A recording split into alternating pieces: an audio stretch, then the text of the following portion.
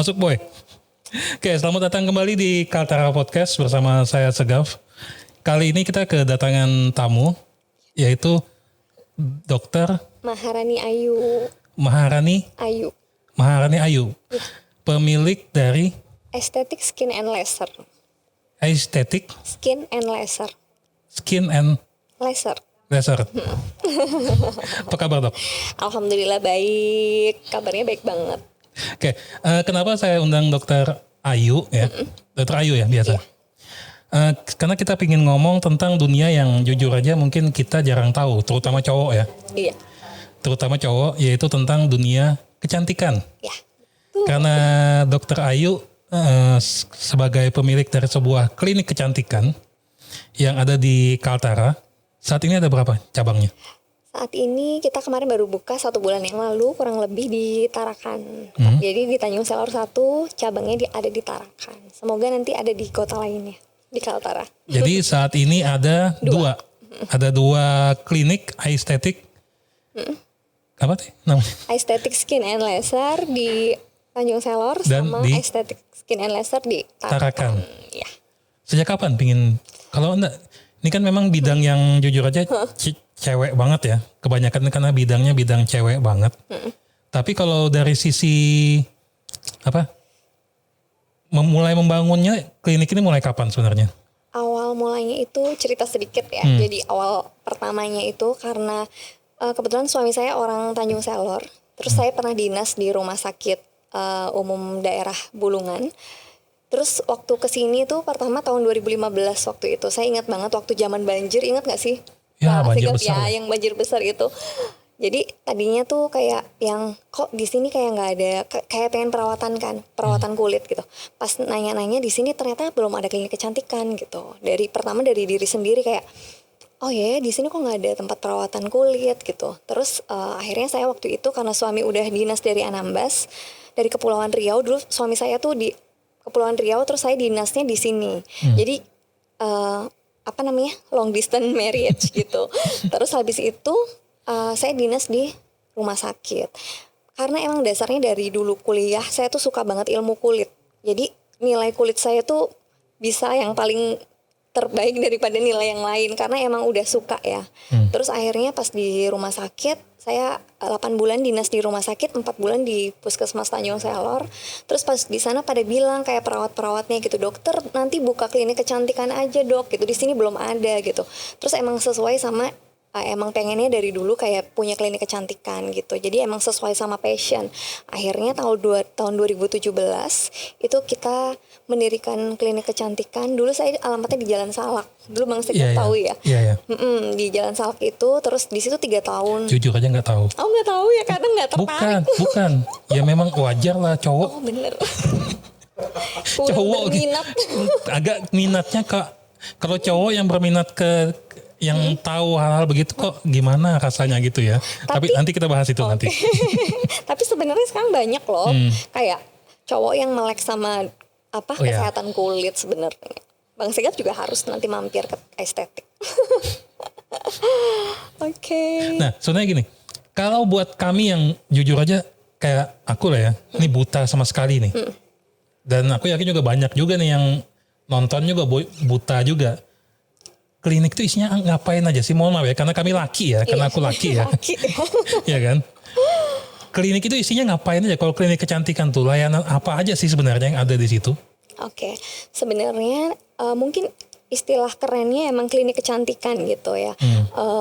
Identiknya sama perempuan yang pengen cantik yang datang ke klinik gitu. Sebenarnya lebih ke bukan kecantikan aja sih, tapi ke kesehatan kulit. Karena kan kita basicnya medis. Jadi karena ada dokter di situ. Bahkan di klinik saya itu kita tuh menyebutnya pasien.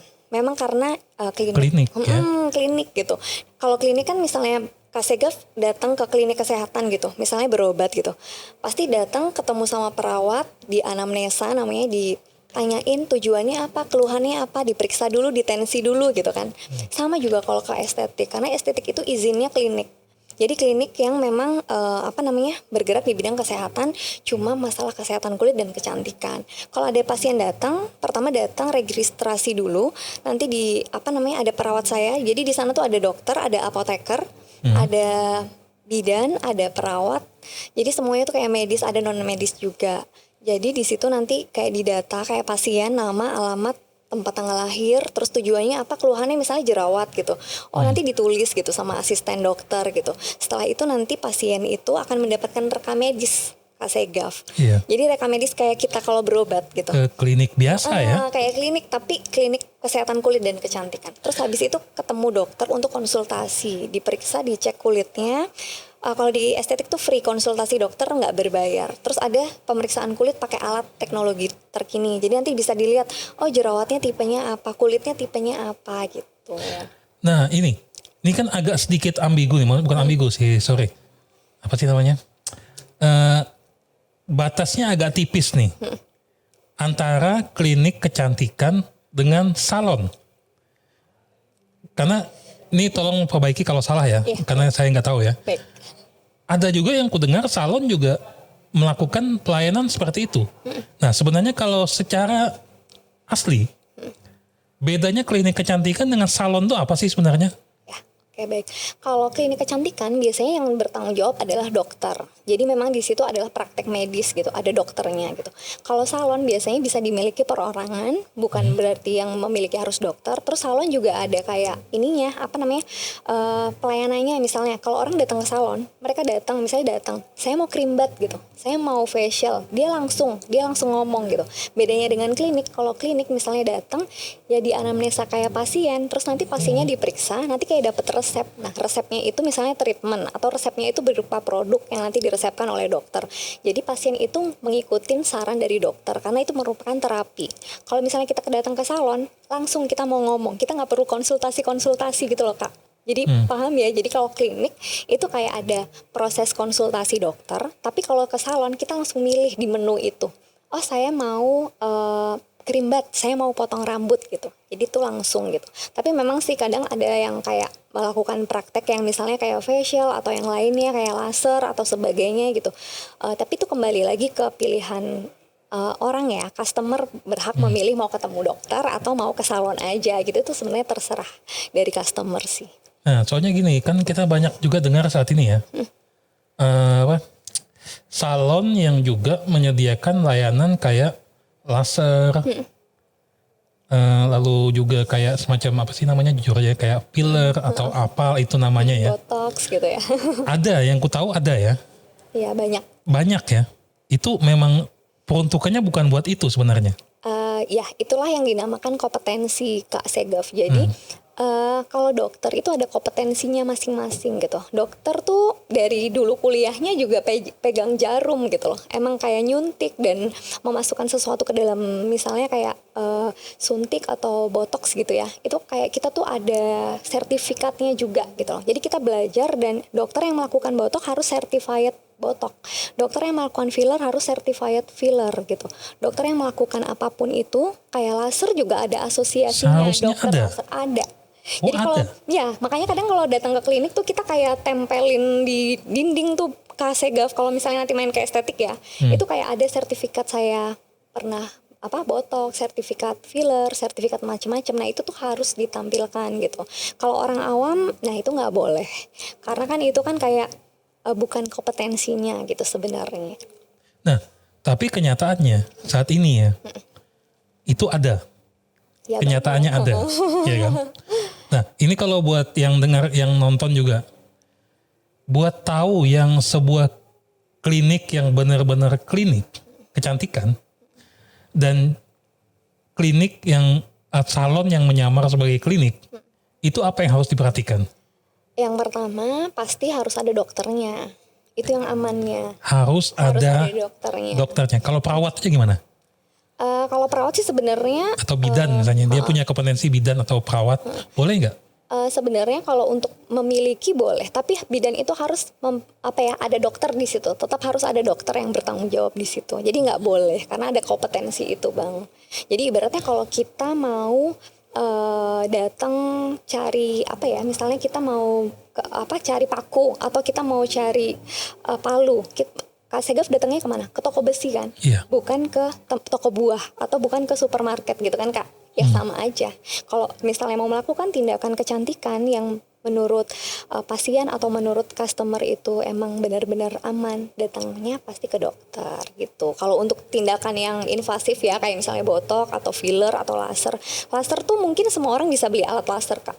Tapi pasti bisa. Kasih bisa beli, siapapun bisa beli gitu. Tapi sebenarnya cara laser itu ada tekniknya gitu. Makanya ada Asosiasi Dokter Laser Indonesia. Perkumpulan dokter-dokter. Kita itu sebagai dokter kecantikan, Kak, dokter kulit, kita tuh ada seminarnya. Seminarnya itu kayak perkumpulan dokter-dokter yang tergabung, namanya Perdaweri. Jadi Persatuan Dokter Wellness Anti-Aging. Nanti setiap beberapa bulan sekali kita datang dan berkumpul untuk update dan untuk memperbarui ilmu. Namanya dokter kan long life learning ya, Kak. Dia mereka belajar terus. Ada yang baru, misalnya yang terbaru tuh kayak Kak Segaf pernah dengar misalnya Krisdayanti suka skin DNA salmon gitu. Jadi apa itu? Nah itu tuh yang paling baru. Jadi kita selalu belajar, Kak. Nggak bisa kayak kita tuh nggak upgrade ilmu kayak gitu. Nah jadi di situ itu nanti dokter-dokter itu belajar. Cara laser juga mungkin orang bisa beli laser gitu. Tapi ada teknik laser supaya fleknya hilang tuh gimana. Salah laser aja, Kak, kalau salah gitu. Itu tuh malah nggak akan tercapai terapinya gitu. Soalnya aku juga di internet juga banyak kan, maksudnya bukan ya. Ada iklan-iklan aku pernah lihat kursus-kursus yang kayak gitu. Iya, benar. Iya kan? Dan itu ada banyak ya. Banyak. Nah, kalau tanggapan dokter sendiri gimana? Kalau misalnya ada masyarakat yang masih datang ke tempat-tempat yang sebenarnya tidak kompeten. Masalahnya kalau tempat-tempat gitu kayaknya pengawasannya susah kali ya. Iya sih sebenarnya karena banyak yang ilegal ya. Ya apa ya? Itu sebenarnya kalau kita sih sekarang syukurnya dokter-dokter itu memiliki media sosial gitu untuk edukasi gitu. Kayak mungkin Kak Segaf tahu Dokter Richard, terus yang lainnya. Aku juga kalau misalnya bikin bikin edukasi ya tentang kesehatan kulit, bukan lagi tentang kecantikan aja, Kak, tapi tentang kesehatan kulit. Itu kayak harus memilih tempat-tempat yang ini, dan masyarakat sekarang udah pada pinter sih sebenarnya, udah pada oh ya bahwa kita misalnya mau ke botok ya kita harus ketemu dokter gitu. Dokternya yang harus udah ada sertifikatnya, rata-rata sih ada. Tapi mungkin ada yang kayak memilihnya memang di tempat-tempat yang lainnya gitu. Tapi menurut saya itu kurang aman karena efek sampingnya bisa sampai filler pun ya, Kak Segaf. Filler kalau salah dilakukan itu akan terjadi nekrosis atau kerusakan jaringan. Itu bahkan bisa terjadi kebutaan. Jadi masa mau sih gitu loh menggadaikan keamanan dan kecantikan wajahnya, pengennya hidungnya mancung tapi ternyata malah dapatnya yang lain. Iya tapi murah. Kan orang kita kan yang penting murah dulu. Tapi mungkin pikirannya gitu kali ya. Iya. Memang murah, beda jauh ya memang ya harganya. Kurang tahu ya, Kak. Tapi memang sih kadang mungkin carinya yang murah. Tapi sebenarnya kalau murah tuh kita harus waspada juga gitu. Apalagi bukan dokter yang melakukan gitu. Tapi mungkin ya banyak sih. Tapi ya itu sih pilihan ya. Tapi kalau saya sebagai dokter sih saya pengennya masyarakat lebih tahu ya. Makanya harus sering cari-cari informasi sebelum melakukan tindakan. Nah, kita beralih sedikit nih. Tadi dari masalah tenaganya, dari masalah tempat tenaga. Ada juga masalah lain. Kita tahu lah kasus yang kemarin menimpa Dr. Richard. Oh iya. Ya kan, dengan karput. Banyak banget produk-produk kecantikan abal-abal. Ya kan, yang jujur aja wallahu alam bikinnya dari mana, tapi dijual dengan murah. Contohnya kayak di Instagram lah, kita sering lihat iklan obat pemutih. Oh iya. Itu betulan putih kah memang? Oh nggak tahu kalau dijual yang diambil. Penasaran juga kita, soalnya kalau yang dijual-jual tuh. Iya sih, kalau itu tuh kayak ya namanya orang kan pasti janjinya berlebihan, namanya iklan ya, Kak. Beda sama dokter. Kalau dokter tuh nggak akan kayak yang iklan yang sampai kayak menjanjikan apa-apa sih sebenarnya enggak. Kan ada dua tuh yang paling sering di IG nih. Apa? Obat pemutih peninggi badan. Iya. Pelangsing juga, sorry, 3 pelangsing. Kayaknya sasarannya aku deh. Pelangsing, pemutih, dan peninggi badan. Ke peninggi badan nih, padahal kan secara dari sisi medis kita tuh agak susah kan tinggi badan kalau sudah melewati batas umur tertentu. Iya, udah lewat masa pertumbuhan ya. Iya. Oke, tapi kalau misalnya yang obat-obat gitu tuh. Saya bagaimana sih kita ngebedain antara obat yang benar ya, dan obat yang tidak benar ya, kurang benar. Mungkin kita nggak tahu ya, karena kita nggak tahu ya khasiatnya apakah betul apa enggak. Cuman mungkin belum teruji secara klinis. Tapi bedanya kita ngebedain antara obat-obat gitu dan itu gimana caranya kan? Karena kadang-kadang mereka juga semua obat-obat gitu juga ngakunya dapat BPOM semua. Iya. Ya kan? Oke. Jadi gini Bang, kalau misalnya ada iklan gitu, terus kita pasti tertarik karena kayak ada testimoninya, terus ada before afternya tuh biasanya tuh, entah mereka ngambil foto dari mana gitu kan, terus menjanjikan yang ini itu. Satu hal, ketika kita ngelihat ada, nah maaf Bang, ini ya, ada hand sanitizer, coba ya. Misalnya ini obat ataupun produk, produk kecantikan ya. Produk ya. Kita pertama yang kita harus lihat adalah kita dapat obat, kita pengen beli, tapi kita ngecek dulu nih. Kita selalu lihat ada tulisan ini, POM NA. Nih ya, ada tulisannya POM NA 182 sekian. Nah, begitu kita lihat, misalnya di situ ada iklannya di Instagram nih, nomor BPOM sekian. Itu kan bisa aja cuma tulisan aja. Ternyata kita bisa ngecek di internet. Jadi ada masukin ke Google bpom.go.id atau enggak cek BPOM. Jadi nanti masuk ke situ, nanti ada kayak label-label, masukin kata kunci, misalnya mau ditulis nomor POM-nya ini, masukin aja Kak. Dimasukin, habis itu akan kelihatan. Kalau misalnya dia emang terdaftar, dia akan kelihatan ceret gitu. Kayak misalnya, aku mau liatin ya Kak ya. Misalnya estetik. Kita mau lihat produknya ada nggak ya di BPOM. Kita sekarang ketik ya Kak, bpom.go.id atau cek bpom.go.id. Gini Kak nanti kelihatannya ya. Oke. Nanti kita cek, habis itu nanti kita lihat. Nah di sini ada tulisan nomor registrasi, kata kunci dan lain-lain. Kita mau lihat merek ya. Terus misalnya kita lihat aesthetic. Atau enggak nama produk. Ice. Oke Kak, sebentar ya. Ini agak lama nyarinya. Nama produk. Soalnya kita harus kayak gini Kak. Kadang aku kalau harus ya, memang kadang-kadang mau nuntut keaktifan kita sendiri ya. Iya benar. Kadang aku tuh juga ini Kak, aku tuh sering edukasi kalau ada konsultasi pasien gitu. Di situ ketemu pasien, kita cek kulitnya, terus kita periksa kesehatannya. Satu, aku pasti edukasi. Edukasinya tuh bukan hanya tentang masalah harus minum cukup, makanan harus yang baik gitu, terus rajin kebersihin muka, pakai produk yang tepat. Aku juga selalu ngasih tahu tentang ini. Kakak sekarang lihat, ini produknya Ice. Coba Kakak lihat. Oke, di sini ada beberapa ya, dan semuanya terdaftar ya. Iya, semuanya terdaftar. Jadi yang paling penting itu harus terdaftar dulu. Kalau yang lain gimana? Kalau ciri khas yang lain, kalau kita buat tahu selain harus terdaftar. Nah, terdaftar, pokoknya terdaftar benar-benar di BPOM dengan kita masukin keywordnya keluar, itu udah indikasi bahwa itu aman. Terus yang kedua biasanya minimal nggak mati ya. Aduh, enggak dong. Terus yang kedua, misalnya pun itu nggak ada apanya, harus ada stiker dari formula apotek. Jadi misalnya kayak aku ada klinik gitu Kak. Terus kadang ada kayak misalnya ya udah kayak facial wash apa segala macam. Tapi ada yang kadang perlu racikan dari dokter gitu. Kayak itu tuh akan dibikin oleh apoteker. Nah itu akan ada label birunya Kak. Label birunya itu ada tulisannya apotik. Itu pasti aman karena itu dokter yang kasih gitu.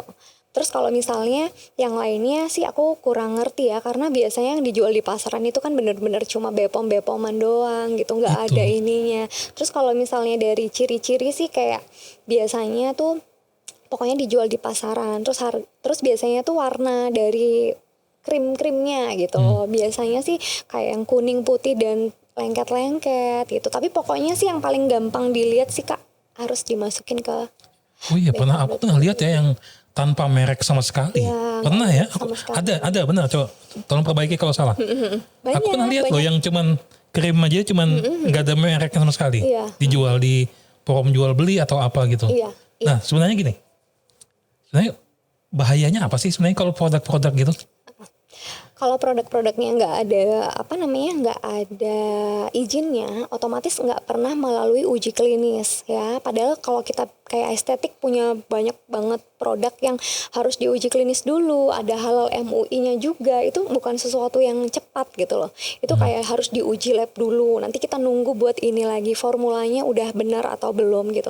Nah kalau misalnya yang dijual di pasaran gitu, bahayanya adalah ketika kandungannya.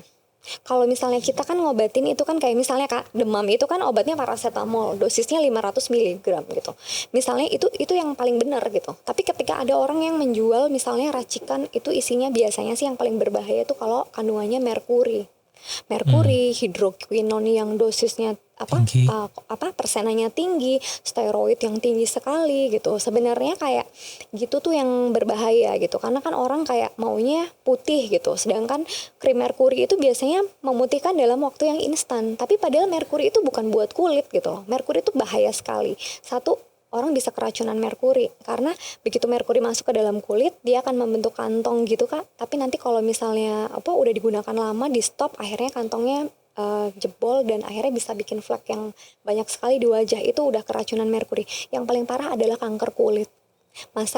Makanya sekarang banyak yang misalnya harganya berapa gitu, terus kita beli maunya putih doang. Itu kayak beberapa bulan putih, 1 tahun 2 tahun, tapi nanti di 5 tahun yang akan datang ternyata Baru kelihatan ya efeknya ya. Bener. Bahkan maaf ya kalau misalnya hand body itu sekarang dokter banyak edukasi tentang hand body abal-abal gitu. Jadi yang kayak kandungan steroidnya tinggi banget, dipakai kadang tuh kayak iritasi kulit, merah-merah, bahkan dia sampai hitam-hitam, kayak bentuk kayak garis-garis hitam di kulit. Dan itu ngobatinnya kalau misalnya ada pasien datang, dok ini saya udah kayak gini, itu tuh susah buat dokter untuk ngomong ngobatin. Nah tadi ada yang pernah datang nggak yang kasus-kasus bisa dibilang nih malpraktik ya?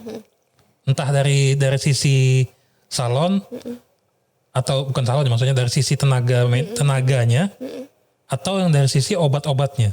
Itu ada yang pernah datang nggak buat berobat sama dokter? Biasanya sih kalau misalnya pasien datang, kita selalu tanya sebelumnya pakai produk apa gitu.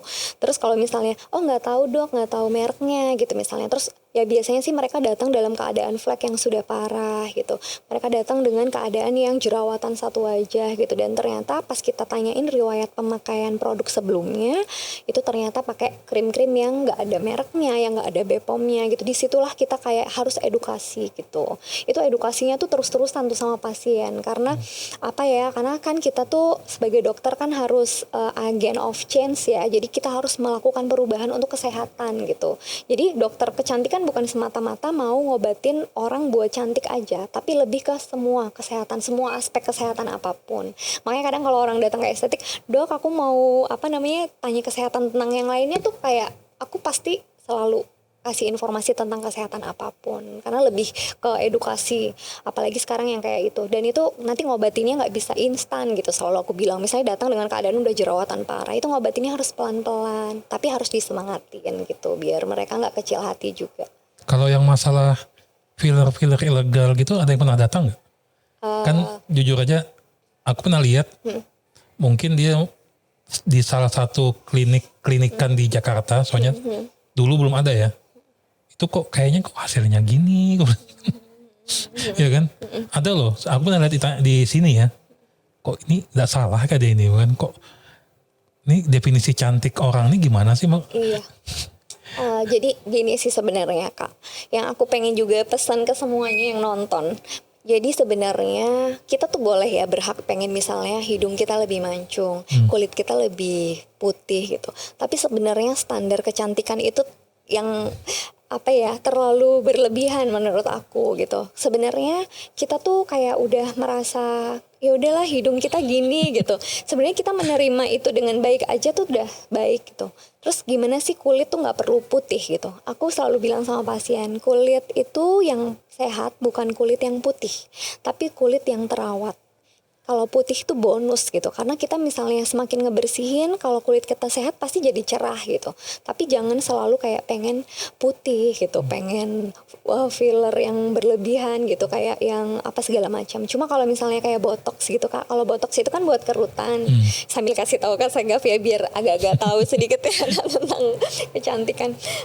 Kalau botox tuh buat kerutan. Jadi kadang ada kayak udah bertambahnya usia, ada kerutan-kerutan ya Kak di sini gitu. Kalau botox nggak apa-apa, kayak buat apa namanya disuntikin supaya kerutannya hilang gitu. Jadi kayak biar lebih bagus aja. Tapi kalau kayak yang mau ngubah-ngubah terus yang kayak pengen putih yang banget, pengen ini biasanya sih aku edukasi dulu gitu. Tapi kalau misalnya kayak pengen putih atau apa ya udah makanannya dijaga, aktivitasnya dari sinar matahari dikurangi, pakai hand body sama sunscreen yang paling penting. Itulah ya standar cantik Indonesia ini kan, Iya. kulit putih, hidung mancung, ya kan? Padahal sebenarnya di beberapa negara yang malah kulit tidak putih dan hidung tidak mancung malah cantik. Iya. Ada yang menganggap begitu gitu kan, bahwa definisi standar cantik itu beda-beda. Makanya aku pernah ngomong sama temanku, kau tuh bukan gak cantik, salah negara aja. Iya Kak, benar. Iya, kan? sebenarnya kita mencintai diri sendiri, tapi kita tetap harus sih kalau menurut aku sebagai perempuan, laki-laki juga loh Kak. Karena sekarang banyak banget kayak suami istri yang datang bareng buat perawatan gitu. Karena mereka udah kayak sadar, oh ya ternyata kita merawat kulit itu penting banget gitu. Karena buat biar percaya diri ya tentunya. Tadi sedikit disinggung sudah, ada suami istri. Iya. Ya kan? Sebenarnya gini, kalau buat laki, ya ada nggak perawatan begitu ada apa enggak, atau memang penting apa enggak sebenarnya? Penting banget gitu, karena di estetik itu ada ruang khusus perawatan laki-laki itu beda sama ruang khusus perawatan yang perempuan gitu. Bahkan bukan maksudnya kalau cowok yang datang ke klinik kecantikan tuh sekarang bukan sesuatu hal yang kayak kalau dulu kan malu ngapain sih gitu. Kak Sigaf juga pasti ngerasa kayak Iya, gitu memang. kan. Iya kan? Tapi sebenarnya sekarang banyak banget Kak yang datang tuh kayak oh ya ternyata aku harus merawat kulit. Apalagi kayak misalnya ada cowok yang kayak jerawatan gitu kan, dia akan mengobatin jerawatnya itu ya Kak ya. Karena jujur aja ketika ada masalah kulit gitu, dia datang ke klinik dan akhirnya mereka udah sembuh gitu, mereka akan cenderung kayak terus merawat itu gitu loh. Sekarang kayak misalnya pakai produk itu bukan buat cantik, bukan buat ganteng, tapi buat kesehatan kulit. Buat sehat ya. Pada dasarnya untuk sehat. Bener. Jadi buat kesehatan, bukan buat looknya aja. Jadi kalau cowok ke klinik kecantikan itu apa yang cuma tergantung cowoknya juga kali ya. Apa yang diperlukan kan kalau klinik kan begitu kan. Iya bener banget. Nah, kalau selama nih, kalau cewek yang paling sering perawatan yang paling sering dilakukan sama cewek itu apa sebenarnya? Kalau cewek biasanya kalau misalnya paling banyak ya biasanya kalau misalnya kulitnya udah normal-normal aja, mereka pasti kayak akan merawat kayak biasanya ya facial gitu segala macam ya. Kalau facial itu prosedur kayak ngebersihin kulit, refresh kulit, terus dia ada kayak masasnya juga Kak. Jadi kayak memperlancar peredaran darah, relax. Kalau perempuan bilang tuh kalau ke klinik tuh biasanya me time. Karena dia akan dimanjakan, dipijit-pijit kulitnya, diambil komedonya supaya lebih bersih gitu. Biasanya dilakukan 1 bulan sekali. Jadi mereka akan melakukan treatment rutin itu karena selain buat me time itu kalau buat psikologis kita juga seru gitu Kak. Karena ketika kita datang ke situ kita kayak wah relax banget, kita nyaman, kita merasa happy, moodnya kembali naik, percaya diri gitu. Makanya perempuan-perempuan tuh pasti rajin perawatan. Terus biasanya kayak menutrisi kulit gitu. Terus apa namanya kalau yang lainnya kayak kan sekarang teknologi banyak ya kayak ada IPL, ada laser gitu. Mereka sesuai kebutuhan kulit. Jadi saya selalu bilang, "Dok, saya kapan lagi nanti balik?" gitu. "Oh ya, nanti konsultasi ulang. Nanti kayak sebulan sekali disempetin buat perawatan." Sorry, potong dikit. Di laser tuh ngapain sih Di sebenarnya? laser kapan? Itu buat apa sebenarnya? Iya, bingung ya Kak. Oke, laser itu kalau laser tuh banyak banget Kak sebenarnya. Laser di dunia kedokteran tuh banyak banget. Ada laser yang CO2 fractional itu buat bopeng-bopeng atau buat scar. Ada laser yang buat emang hiperpigmentasi atau flek. Jadi ada yang laser fungsinya buat pembuluh darah. Itu tuh sebenarnya banyak. Kayak ibaratnya laser itu tuh kayak pengobatan penunjang gitu loh. Jadi alat yang dipakai untuk ya mengobati kulit. Tapi ada laser yang kayak buat apa? Biar bikin glowing, bikin kulit makin kelihatan cerah gitu tuh ada juga. Jadi sesuai ini. Ada juga Kak IPL. IPL tuh buat ini hair removal. Jadi kayak buat ngilangin bulu-bulu di tangan atau di kaki atau di ketiak Wax gitu. ya. Ya kayak waxing Semacam tapi waxing. kalau waxing kan kayak teknologi dulu ya Kak ya, kayak pakai wax gitu. Kalau sekarang namanya IPL super hair removal. Di estetik ada. Jadi mau ngilangin bulu-bulu secara permanen gitu. Jadi nggak perlu. Kalau buat laki apa sih yang biasa dilakukan yang paling sering kalau cowok datang ke estetik tuh ngapain gitu nah? Mendapatkan layanan apa biasanya? Laki-laki tuh biasanya sebenarnya kayak mereka nggak care terhadap kulit ya, makanya kadang biasanya pada jerawatan atau pada kusam gitu ya, biasanya datang dok kusam nih kulitnya gitu, akhirnya disitulah kita edukasi tentang kesehatan kulit, ngasih tahu tentang kulit kebutuhannya apa, kulit tipenya beda-beda, kebutuhannya beda-beda. Biasanya kalau ngobatin jerawat ya nanti kita obatin gitu dengan IPL atau dengan yang lainnya, peeling gitu. Kalau misalnya udah baik nanti mereka kayak rajin menutrisi kulit gitu. Tapi biasanya sih kalau cowok, terus satu lagi biasanya cowok-cowok tuh karena dulunya waktu muda sering jerawatan, tapi karena mereka suka kopek-kopek, akhirnya jadi bekas. Itu bahaya kah? Ya sebenarnya kalau jerawat nggak boleh dipencet Kak. Jadi jerawat itu akan diobatin gitu. Entah itu pakai krim atau entah pakai obat gitu. Atau didiamin aja dia akan healing gitu. Tapi nggak boleh kayak dipencet-pencet. Ketika dipencet-pencet karena laki-laki jarang ke klinik, akhirnya mereka pencet-pencet sendiri. Kami nggak peduli Iya nggak masalah. peduli ya. Jarang loh kami ini peduli, bodoh amat Iya ya. bener Kak. Jadi akhirnya mereka kopek-kopek akhirnya jadi bopeng. Nah cowok-cowok tuh banyak banget yang datang ke klinik untuk ngobatin bopengnya. Nanti biasanya pakai prosedur namanya PRP Kak. PRP itu pakai jarum yang dimasukin ke dalam kulit. Dia fungsinya biar nanti si bopengnya itu jadi halus lagi. Itu banyak banget cowok yang itu hampir tiap hari sih pasien di klinik tuh ada buat ya? PRP. Banyak banget. Banyak banget. Jadi saat ini tidak monopoli cewek ya? Enggak. Oh banyak, oke. Masih kan yang mau kalah ya. Oke, nah ini rencana ke depan gimana nih kalau dari sisi klinik nih? Rencana ke depan ya intinya sih kalau gini Kak, awalnya tuh kan kayak kita ada di Tanjung Selor aja gitu, dan ternyata alhamdulillah pasiennya banyak sekali, gak cuma dari Tanjung Selor, ternyata dari Tarakan, bahkan tuh kadang sampai PP. Jadi kadang tuh ngerasa kayak yang apa ya, terharu gitu ya, pasien datang jauh-jauh, kadang datang naik speed pagi buat perawatan di klinik, sorenya pulang ke Tarakan gitu, bahkan kadang nginep di hotel gitu, bahkan gak cuma dari Tarakan, dari Nunukan, terus dari Malinau, dari KTT gitu, karena kan itu kayak dari mulut ke mulut ya Kak ya. Jadi kayak aku sih harapannya seneng banget saya sama suami Dr. Zulham bisa mendirikan klinik yang ngebantu banget kesehatan kulit masyarakat Kaltara. Soalnya kita tuh gini, dari pengalaman awal, karena di sini nggak ada klinik kecantikan, dulu harus ke Jogja dulu kalau mau perawatan. Sedangkan di sana tuh kayak banyak banget teknologi paling maju. Nah, saya pengen kita tuh nggak perlu harus ke Jakarta buat perawatan mahal gitu. Kita mau laser nggak perlu lagi kita ke Jakarta atau ke Surabaya atau ke Jogja. Di estetik udah ada. Makanya kita selalu memberikan yang terbaik.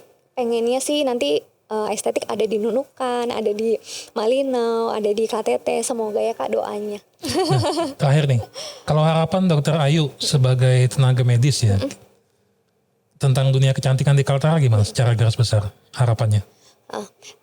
Aku sih harapannya seperti yang selalu saya bilang sama pasien-pasien, pokoknya selalu merawat kulit bukan buat cantik aja, tapi lebih ke kesehatan kulit, lebih ke fungsinya, lebih ke pokoknya melek tentang kesehatan. Terus pakailah produk yang aman tentunya, terus melakukan tindakan-tindakan juga aman, bisa konsultasi sama dokter langsung gitu. Terus intinya semuanya sih pengennya gak cuma perempuan, gak cuma laki-laki, bahkan anak-anak sampai lansia juga kadang ke estetik gitu loh, buat jadi kesehatan kulit semoga bisa ini ya di estetik.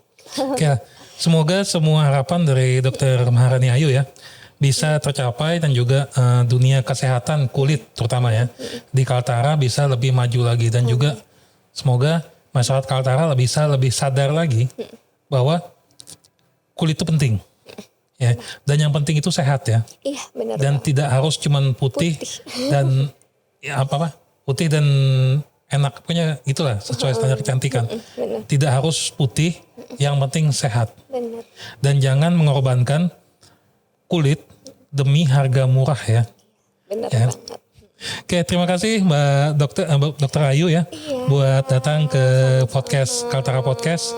Semoga estetik klinik bisa lebih maju lagi. Ini saat ini ada 2 ya. Saat ini Ada 2 yang di Tanjung Selor di mana? Di Tanjung Selor di Jalan Kedondong, Di Jalan Ketondong, yang di ditarakan di Jalan Jenderal Sudirman. Jalan Jenderal Sudirman ya, di dekat Nusantara ya kalau nggak salah. Iya, Nusantara Foto. Di samping Nusantara Foto. Iya. Oke, bagi yang pingin perawatan silakan datang ke cabang-cabang dari estetik. Iya. Terima kasih Dokter Ayu, semoga sukses. Iya, Assalamualaikum warahmatullahi wabarakatuh. Waalaikumsalam. Kak Segap juga nanti datang ya ke klinik. Amin. Oke. Amin. Terima kasih. Iya.